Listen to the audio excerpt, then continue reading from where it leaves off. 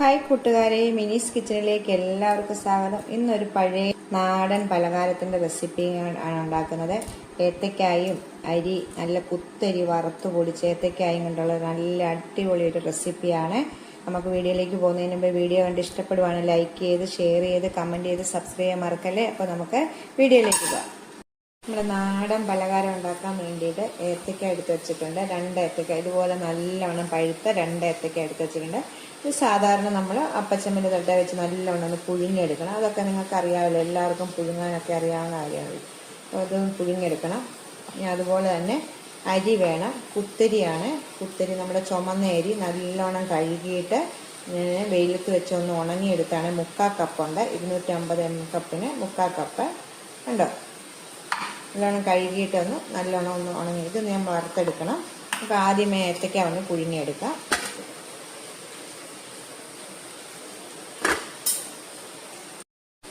ഒരു പാൻ അടുപ്പ് വെച്ചിട്ടുണ്ട്. ചൂടാകുമ്പോൾ ഇതിലേക്ക് ഈ 3/4 കപ്പ് അരി നല്ലോണം കഴുകി ഉണങ്ങിയതാണിത്. ചുമന്ന അരി, കുത്തരി, നമ്മൾ ചോറ് വെക്കുന്ന അരി. നമുക്ക് നല്ലോണം സാധാരണ നമ്മൾ അരി വറുത്തെടുക്കത്തില്ല എന്ന് പറഞ്ഞ പോലെ നല്ലോണം വറുത്തെടുക്കണം. ഇത് വറക്കുമ്പോൾ നല്ലോണം ഇങ്ങനെ പൊങ്ങി വരും. അതേ രീതിയിൽ നല്ലോണം കരിഞ്ഞു പോകാതെ നല്ലോണം വറുത്തെടുക്കണം. കണ്ടോ, കുറച്ച് കഴിയുമ്പോൾ ഇതുപോലെ പൊട്ടി വരും. കണ്ടോ, എല്ലാം ഇങ്ങനെ പൊട്ടി പൊങ്ങി വരും.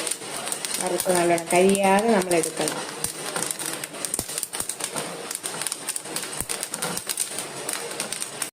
ഇപ്പം നല്ലോണം ഇത് ചുമന്ന് വന്നിട്ടുണ്ട്. കണ്ടോ, തീ കുറച്ച് വെച്ചേക്കുവാണ്. തീയെ ഇതുപോലെ കരിയാതെ എല്ലാം നല്ലോണം ഇത് പെട്ടെന്ന് തന്നെ ഇത് വറുത്തെടുക്കാം. നമ്മൾ കഴുകി നല്ല വെയിലത്ത് വെച്ച് ഉണങ്ങിയായതുകൊണ്ട് പെട്ടെന്ന് നല്ല വറുത്തെടുക്കാൻ പറ്റുന്നതാണ്.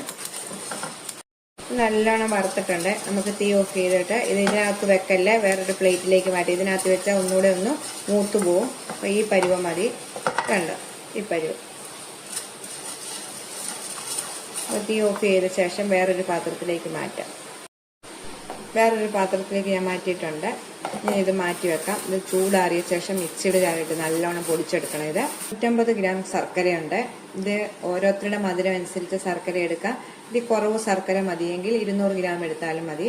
ഇതിപ്പോൾ ഞാൻ 250 ഗ്രാം എടുക്കും. എന്നിട്ട് കുറച്ച് നമ്മൾ മധുരം നോക്കിയിട്ട് പാനി അത്ര എടുക്കത്തുള്ളൂ.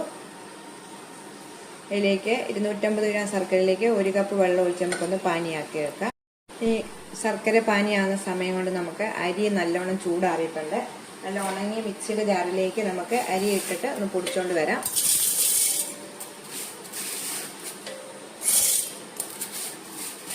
ഇത് നല്ലൊരു നാടൻ പലഹാരമാണ്. ഏത്തക്കായും അരി വറുത്ത് പൊടിച്ചതും എല്ലാം കൂടെ ചേർത്ത് നല്ലൊരു പലഹാരമാണിത്. പണ്ട് കാലങ്ങളിലൊക്കെ ഉണ്ടാക്കിക്കൊണ്ടിരുന്ന ഒരു നാടൻ പലഹാരമാണിത്. നമുക്കിത് പൊടിച്ചുകൊണ്ട് വരാം. ഇപ്പം അരി ഒന്ന് പൊടിച്ചുകൊണ്ട് വന്നിട്ടുണ്ട്. ഇത് കുറച്ച് ഒരു പരുവായേ ഉള്ളൂ പൊടിച്ച്. ഇനി ഇതിലേക്ക് 3 ഏലക്കായും കൂടെ ഞാനിട്ട്, ഏലക്കാപ്പൊടി ഉള്ളവർ ഒരു 1/2 ടീസ്പൂൺ ഇട്ടാൽ മതി. ഞാനിപ്പോൾ ഏലക്കാപ്പൊടി ഇല്ലാത്തത് കൊണ്ട് 3 ഏലക്കായും കൂടി ഇട്ടൊന്ന് പൊടിച്ചുകൊണ്ട് വരാം. നല്ലോണം പൊടിയണം. ഇത് നല്ലോണം പൊടിച്ചെടുത്തുകൊണ്ട് വന്നിട്ടുണ്ട്. കണ്ടോ, നമുക്ക് മാറ്റി വെക്കാം. ശർക്കര പാനി റെഡി ആയിട്ടുണ്ട്. ഇത് ഒരു നൂൽ പരുവൊന്നും ആകണ്ട, സാധാരണ തിളച്ച പോലെ ആയാൽ മതി. പാനിയായിട്ടുണ്ട്. ഇനി നമ്മൾ നല്ലോണം ഇത് ആറണം. നല്ലോണം ആറായി നമുക്ക് മാറ്റി വെക്കാം. നല്ലോണം പുഴുങ്ങിയെടുത്തിട്ടുണ്ട്. കണ്ടോ, പുഴുങ്ങിയെടുത്ത് ഇതിൻ്റെ തൊലിയെല്ലാം കളഞ്ഞിട്ട് ഒരു ബൗളിലേക്ക് ഇടാം നമുക്ക്. ഇനി നമ്മൾ തീ ഒന്നും കത്തിക്കേണ്ട. എല്ലാ സാധനവും അരി പൊടിച്ചു വെച്ചു, ശർക്കര പാനിയാക്കി, ഏത്തക്ക പുഴുങ്ങി വെച്ചു. ഇനി നമുക്കെല്ലാം ഇവിടെ തന്നെയാണ് ചെയ്യേണ്ടത്. ഇനി അടുപ്പിലൊന്നും തീ കത്തിക്കേണ്ട. നമുക്ക് ഇതിലേക്ക് ഏത്തക്കയുടെ തൊലി കളഞ്ഞിട്ടൊന്നും ഇടാം. ഇനി ഇതുകൊണ്ട് കുറപ്പ് കൊണ്ട് നല്ലോണം ഒന്ന് ഉടച്ചെടുക്കുക. ഇതെല്ലാം ഒന്ന് മിക്സിയുടെ ജാറിട്ടൊന്നും അരയ്ക്കേണ്ട. ഇതുപോലൊന്ന് ഉടച്ചെടുക്കാം. നല്ലോണം ഉടച്ചെടുത്തിട്ടുണ്ട്. ഇതിലേക്ക് പൊടിച്ചു വെച്ചേക്കുന്ന അരി പൊടിച്ചത് ഇടാം. 1 കപ്പ് തേങ്ങ. ഇതെല്ലാം കൂടെ നല്ലോണം ഒന്ന് മിക്സ് ചെയ്യണം.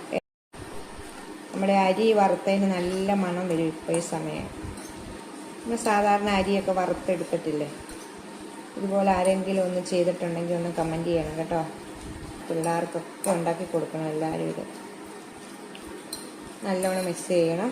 ഏലക്കായിട്ട് പൊടിച്ചില്ലെങ്കിൽ ഈ സമയം ഏലക്കാപ്പൊടി ഇടുക. ഈ സമയം ഒരു 1/4 ടീസ്പൂൺ ചുക്ക് പൊടിയും കൂടി ഇതിൻ്റെ കൂടെ ഇടാം.